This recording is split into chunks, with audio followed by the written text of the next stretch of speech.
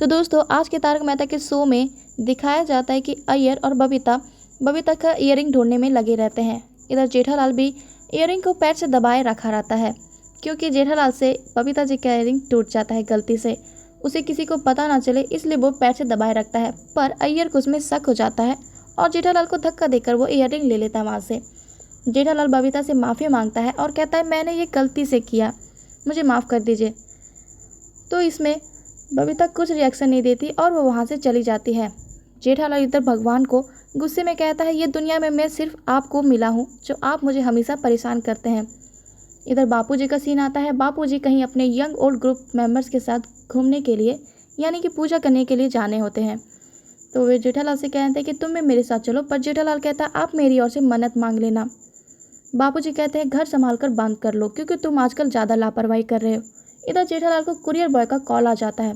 वह गेट बंद करता है और पोपटलाल के गहनों के बारे में सोचने लगता है। वो चाहता है कि ये गहनों को मैं लॉकर में रख दूँ। तभी कुरियर बॉय आ जाता है और उसे कुरियर देकर कहता है मुझे पानी प्यास लगा है, क्या आप मुझे एक गिलास पानी दे सकते हैं। इधर भागा जेठालाल को कॉल कर रहा होता है। कुरियर बॉय की नज़र उस गहने पर पड़ती है। वो उसे गौर से देखता है, पर जेठालाल उसे पानी देने में व्यस्त होता है और वो कुरियर बॉय पानी पीकर चला जाता है। इधर जेठालाल को बाघा का कॉल आ जाता है और वह कहता है कि आप बैंक मत आइए क्योंकि आज बैंक में स्ट्राइक है। दरअसल मैनेजर और स्टाफ ने बैंक में आज काम करना बंद कर दिया है। जेठालाल उस बात को देखकर दुखी हो जाता है सुनकर और कहता है कि आज भी मेरी किस्मत खराब है।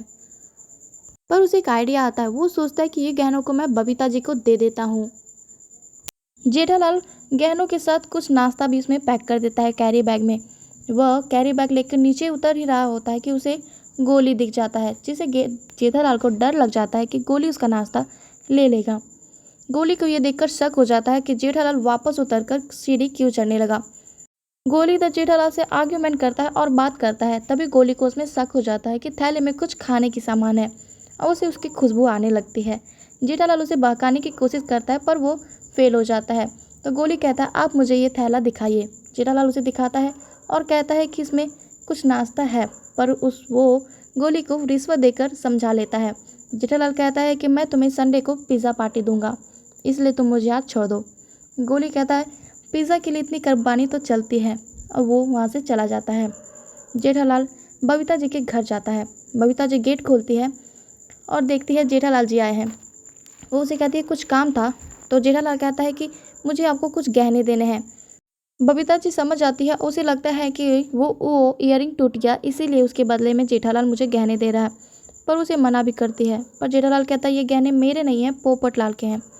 तभी जेठालाल बबीता जी को समझाता है कि ये पोपटलाल के गहने मेरे पास कैसे आए। दरअसल पोपटलाल ने ये गहने सबसे पहले भिड़े को दिए होते हैं, पर भिड़े को कुछ काम आ जाता है इसलिए वो गहने जेठालाल को दे देता है। पर जेठालाल को भी अभी काम से बाहर जाना है इसलिए वो बबीता को दे देता है। पर इधर लास्ट के प्रोमो में दिखाया जाता है कि अय्यर बबीता को डिनर के लिए प्लानिंग करना होता है, पर बबीता मना कर देती है उस गहनों की वजह से। तो फिर वो डिसाइड करते हैं कि ये गहने अंजलि भाभी को दे दिया जाए। पर अंजलि भाभी के घर में कुछ काम होता है जिसके कारण वो गहने हाथी बाई को देने चली जाती है। और इधर गोली को 3 टिकट्स मिल जाते हैं, वो भी अनलिमिटेड खाना खाने का, इसलिए वो गहनों को सोडी बाई के यहाँ दे देते हैं। तो गाइस अब देखना इंटरेस्टिंग हो जाए कि ये गहनों का फेर कब तक चलता रहेगा और क्या इसमें ट्विस्ट नया लाएगा।